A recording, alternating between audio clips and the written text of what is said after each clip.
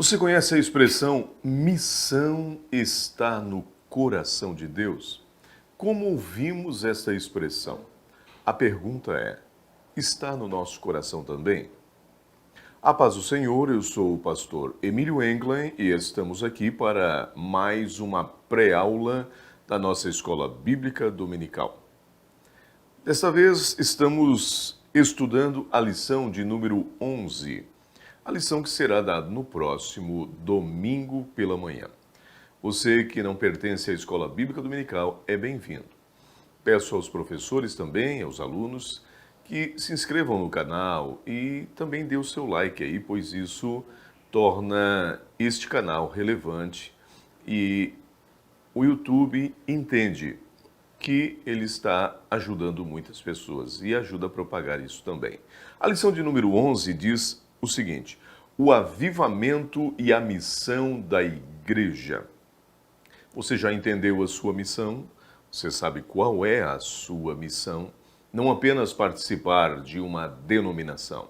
Você precisa entender qual é a missão que Deus tem para você. O nosso texto áureo está em Marcos, capítulo 16, versículo 15 e o 16 também. Observe o que diz o nosso texto áureo. E disse-lhes: ide por todo o mundo, pregai o evangelho a toda criatura. Quem crer e for batizado será salvo, mas quem não crer será condenado. Nós vimos nossa verdade, a verdade prática inserida na lição, diz assim: nesse tempo marcado pela falta de fé, a igreja só pode cumprir sua missão se estiver imersa no avivamento espiritual. Nós temos nossa leitura bíblica em classe. Está em Marcos, capítulo 16. Marcos, capítulo 16, versículo 14 ao 20. Nós não vamos ler, mas o professor, para motivar os alunos, pode ler, inclusive, de forma coletiva. Bem, introduzindo a nossa lição, nós vimos aqui, nesse trimestre, vimos que nos seus primórdios a igreja era conhecida pelo seu dinamismo na evangelização, no discipulado e no cuidado com os necessitados. E isso trouxe um grande resultado, um avivamento produzido pelo Espírito Santo de Deus. Tudo isso foi resultado do grande mover de Deus produzido lá no Pentecostes, prometido pelo Senhor. A partir do cenáculo, quando aqueles 120 ou quase 120 irmãos receberam o batismo com o Espírito Santo.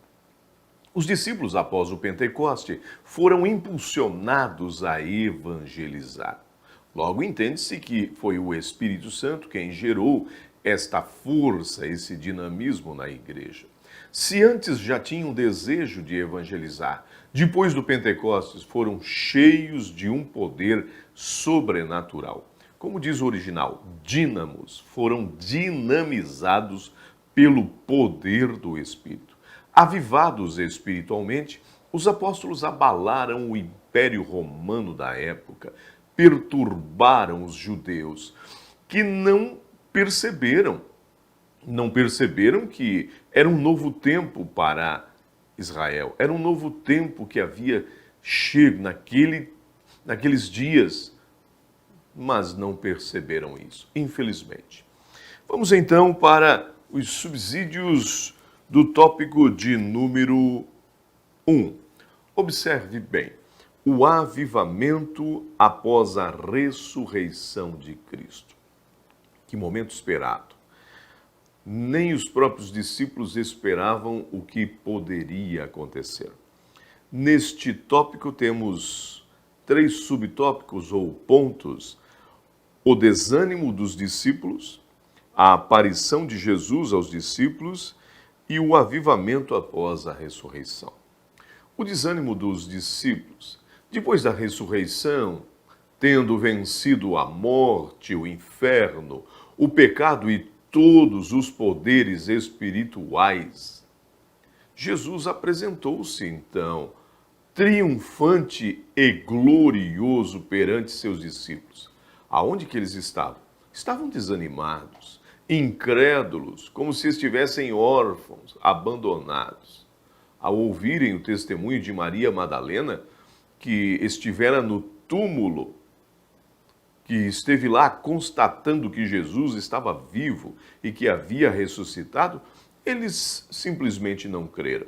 Não creram, talvez, por ser Maria Madalena uma mulher, pois eles, na época, tinham um certo preconceito com isso, ou talvez pelo seu passado, que alguém ainda trazia à tona.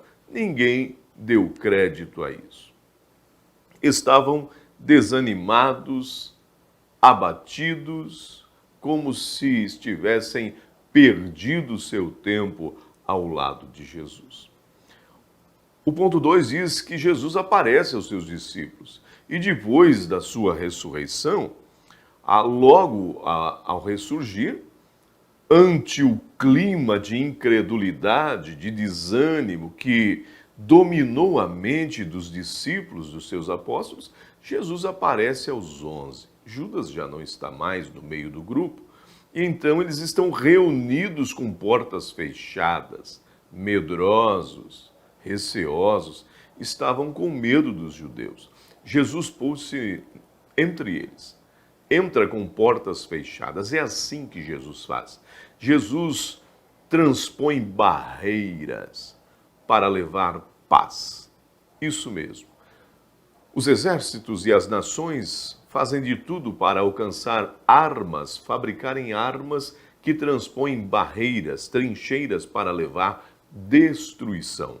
Porém, Jesus transpõe as barreiras do medo, do preconceito, do racismo e de outras coisas para levar paz. Quando ele entra, que se põe no meio dos discípulos, ele diz: paz seja convosco.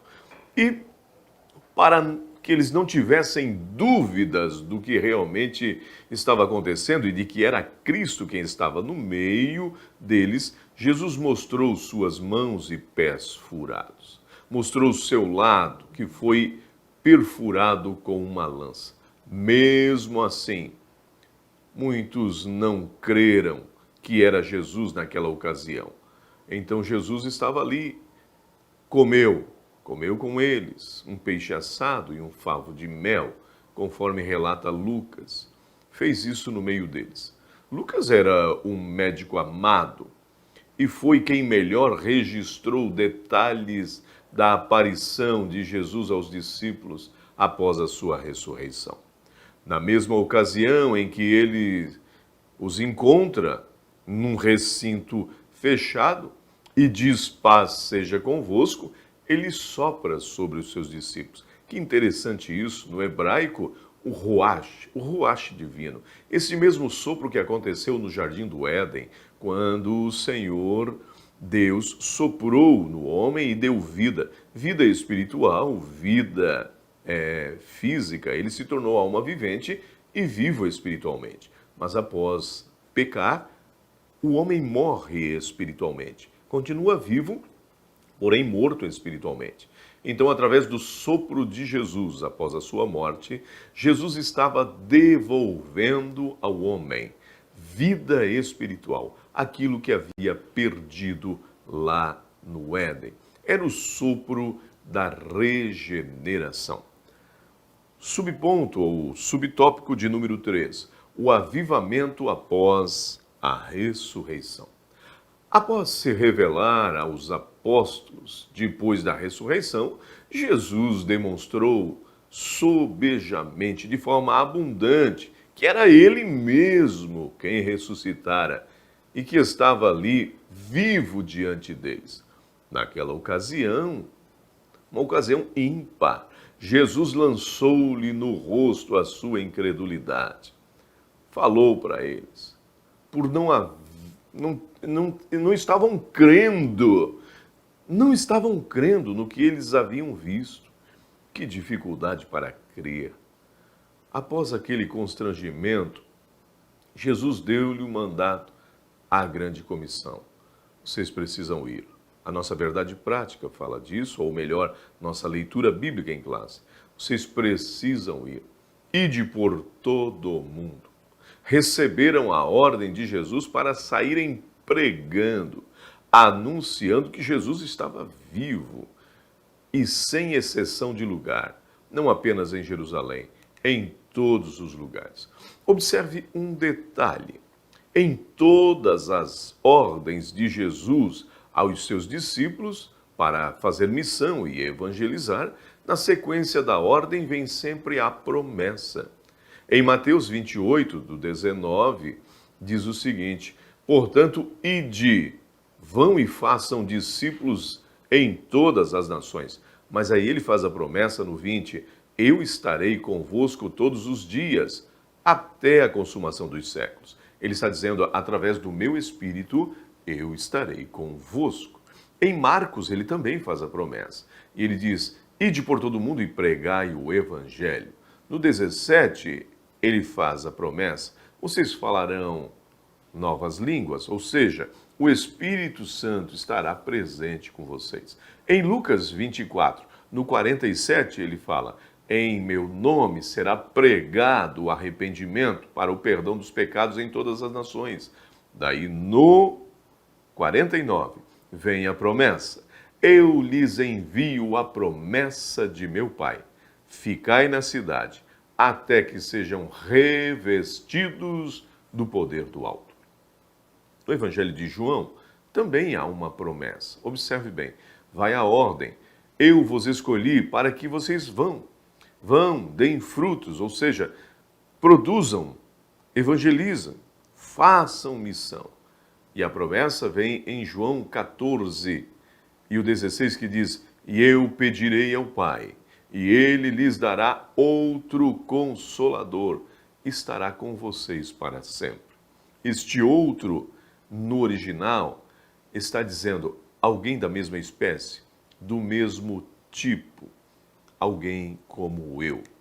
Vamos então para os subsídios do tópico de número 2. O tópico de número 2 diz o seguinte, o avivamento na missão da igreja local. Encontramos neste tópico 3 pontos importantes. O avivamento nas missões locais, o avivamento nas missões regionais e o avivamento, ou melhor, missões regionais atualmente. O avivamento nas missões locais. Como Jesus profetizou, após a ressurreição, seus seguidores haveriam de ser batizados no Espírito Santo, não muito depois daqueles dias, e que receberiam virtude, conforme Atos 1 e 8, do 5 ao 8, fala claramente. Bem, recebendo virtude do Espírito, sendo batizado, seriam então testemunhas em Jerusalém e não apenas em Jerusalém. Seria em Jerusalém, toda a Judéia, Samaria e nos confins da terra. No Pentecostes, esta promessa se cumpriu. Gloriosa promessa. Teve seu cumprimento histórico, audível, visível e real, com suas evidências. E, de fato, a igreja primitiva estava começando ali debaixo do fogo e do poder do Espírito Santo. O crescimento da igreja primitiva, não só em termos espirituais, mas também nos termos numéricos, foi muito glorioso isso. Muitos dos que ouviram a mensagem do Evangelho através de Pedro foram batizados. A igreja viu seu crescimento numérico rapidamente de 120 para quase 3.000 almas. De sorte que foram batizados os que de bom grado receberam a palavra. Ou seja, muitos foram batizados naquele dia e agregaram-se quase 3.000 almas. Que coisa linda! No cenáculo reuniram-se, esperando a promessa. E o Senhor cumpriu, incluindo homens e mulheres. houve um aumento extraordinário de aproximadamente 250% da igreja em poucos dias. Algo impactante, jamais imaginado. Era o avivamento espiritual do Pentecostes que estava chegando com a autoridade do nome de Jesus. Depois do Pentecostes, além de ter esta autoridade, eles passaram a pregar também cheios de unção e do poder do Espírito Santo. O ponto 2, o avivamento nas missões regionais. É interessante a gente analisar algo muito importante aqui dentro da lição. Podemos dizer que a missão regional é aquela realizada em locais mais distantes do centro da ação inicial. O modelo cristão de evangelização e missões é centrífugo e não centrípeto. Observe isso. Como assim? Olha o texto. Serão testemunhas em Jerusalém. Jerusalém é o centro. Depois na Judéia, Samaria e os confins da terra. Ou seja, quando a evangelização ela é centrífuga, ela sai do centro para os lados, ou seja, ela sai do centro e se espalha. Para você entender bem, você usa aquela centrífuga de centrifugar roupas e observa que quando ela gira, ela lança a roupa para as laterais. A igreja que quer crescer precisa ter este método. Jerusalém foi o centro e do centro fugiu ou saiu para as regiões. Isso é muito importante, chegando aos confins da terra. Com base em Atos 1 e 8, Jesus fala aos seus discípulos, vocês vão receber, vão ser testemunhas em Jerusalém, ou seja, evangelização local, e também na Judéia, Samaria, os confins da terra, aí já saem do centro. O ponto de número 3, o avivamento após a ressurreição. Nos dias de hoje, esperamos que o Senhor Deus avive e desperte as igrejas locais, em centros metropolitanos, em cidades de porte médio e até mesmo municípios pequenos, para cumprirem a evangelização, para saírem do centro e espalharem, anunciar a palavra de Deus. Pelo contrário, nós vimos em alguns lugares, quando a gente olha, enquanto alguns estão fechados ali, parece uma comunidade fechada, existem outros lugares. Embora nós desfrutamos ainda de liberdade para fazer, nos trancamos, perdemos tempo, poderíamos fazer mais. Já tem outros lugares que não estão usufruindo desta liberdade. Não tem essa liberdade constitucional. Infelizmente, aonde isso acontece? Países comunistas, tá? Países comunistas como a China, como Coreia do Norte, com ideias marxistas, destruindo centenas de igrejas, infelizmente, torturado missionários e cristãos. Que as asas da liberdade não se fechem sobre nós, que possamos viver essa liberdade e aproveitá-la. Subsídios para o tópico de número 3. Nós estamos indo para o último tópico de nossa lição e é importante a gente seguir a linha que ela nos propõe. O avivamento e as missões transculturais. Dentro deste tópico, nós temos mais 3 importantes. Primeira, igreja missionária. Quem foi a primeira igreja missionária e que foi muito forte? Vamos falar a evangelização e decadência espiritual da Europa e o clamor pelo avivamento espiritual. Queridos, nesses subsídios queremos passar alguma coisa importante. O nosso tópico diz o avivamento e as missões transculturais. De Jerusalém partiram para outras terras, além das fronteiras de Israel, dando início à missão transcultural, ou seja, a outras culturas. Transporam suas culturas locais e foram a outras culturas.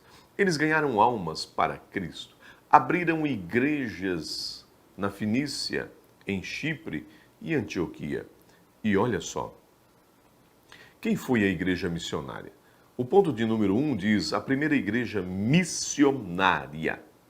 A igreja em Antioquia, Antioquia da Síria e não Antioquia da Psídia. Preste atenção, professor. Foi em Antioquia da Síria que realizavam missões locais. Sim, missões urbanas, como a gente conhece. Muitas pessoas aceitaram a Cristo, entre eles gregos. Aceitaram a Cristo como Salvador. Olha o que diz o texto sagrado em Atos 11. E havia entre eles alguns varões de Chipre e de Cirene, os quais, entrando em Antioquia, falaram aos gregos anunciando o Senhor Jesus. E a mão do Senhor era com eles. O Senhor cooperando, olha só. O grande número daqueles que creram foram recebidos, se converteram ao Senhor. Um grande número. Atos 11, 20 e 21. Nós temos, então, esta igreja missionária. Depois de cumprir a sua missão local, a igreja de Antioquia foi impulsionada pelo Espírito Santo a realizar a missão transcultural, ou seja, foi fazer missão em países e povos diferentes. Logo, eu entendo que a igreja de Antioquia era tanto missional e missionária também. Ela fazia missão local e também fazia uma missão fora de seu país, de sua cidade. Quem foi? Barnabé e Saulo. Na época ainda chamado Saulo, foram para a obra missionária. Mediante suas viagens missionárias, Paulo pregou o evangelho de Cristo em muitas partes, alcançando boa parte da Europa e da Ásia. Foi por intermédio de Paulo que a Europa pré-cristã tornou-se um continente cristão, conheceu a palavra de Deus. Ponto de número 2, evangelização e decadência espiritual da Europa. Quem vai hoje a Londres ou a Inglaterra, quem vai à Europa, vai encontrar igrejas que se transformaram em cinemas ou museu. Você vai encontrar lá memoriais de John Wesley e de outros. Que pena que tudo isso faz parte do passado. O que aconteceu com a Europa? Se tornou uma espécie de vale de ossos secos. Sim, vale de ossos secos do cristianismo. Por quê? Por que isso? Houve grandes igrejas, imensas catedrais, repletas de crentes, cruzadas evangelísticas gigantescas, reuniram milhares de pessoas. Só que as igrejas acomodaram-se.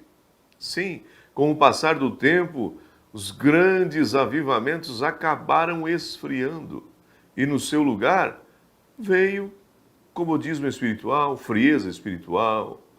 Foi paulatinamente tomando conta dos corações toda a frieza que invadiu aquele lugar. Os pastores não mais buscavam a Deus, não tinham mais humildade de estar aos pés do Senhor. Não estavam mais em oração, buscando a face do Senhor e confessando seus pecados. Qual foi o resultado disso? Trágico. O materialismo tomou conta da mente, dominou a maioria dos europeus. As igrejas cristãs da Europa deixaram de evangelizar, deixaram o primeiro amor, abandonaram o poder de Deus. E o materialismo ateu tomou conta das escolas e das universidades. As novas gerações não foram preparadas para enfrentar um mundo dominado pelo ateísmo e pelo comunismo. O pior de tudo, as famílias cristãs de todas as igrejas não fizeram mais o que deveriam fazer: ler a Bíblia, reunir a família. O que será de nossa geração daqui 20, 30 anos se nós não transmitir essas verdades? Precisamos passar para os nossos filhos quão grande é o poder de Deus na nossa vida. Não esqueça disso. Deixaram de cultivar o ambiente espiritual nos lares, nas igrejas, e a geração que veio incrédula, não ouvindo nada de Deus. Que Deus tenha misericórdia do nosso Brasil e que possamos transmitir às gerações vindouras o poder de Deus. Ponto 3, o clamor pelo avivamento espiritual é necessário. As missões transculturais são as atividades missionárias que cumprem a última etapa da missão da igreja até os confins da terra. Para acontecer o arrebatamento, ela precisa cumprir esta missão. E aí concretiza a missão, o imperativo de Jesus. Vocês precisam ir por todo o mundo, a toda criatura. Esse objetivo missionário só pode ser alcançado se houver um avivamento, um despertamento espiritual em todas as pessoas, nas igrejas. Há uma necessidade muito grande, a começar pelos pastores, pelos líderes, pelos dirigentes.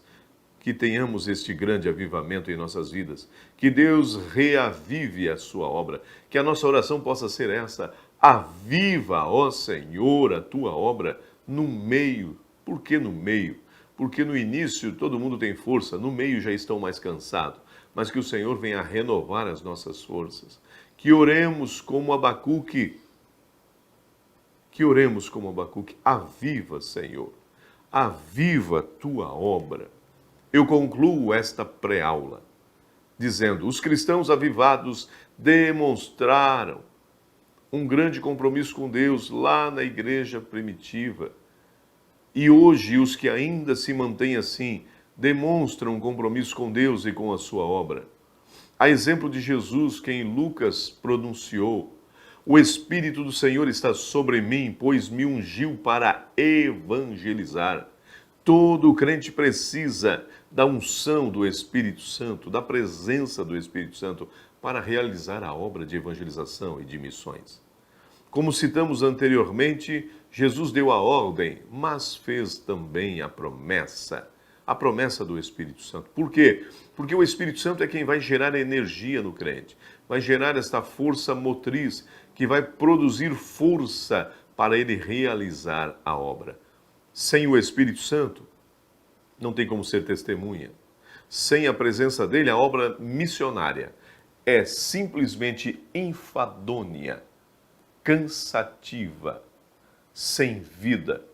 Por isso, clamemos pela presença do Espírito, para que possamos realizar a obra de evangelização e de missões de forma dinâmica e debaixo da unção do Espírito Santo. Deus abençoe, obrigado por sua atenção e até a próxima pré-aula da nossa Escola Bíblica Dominical.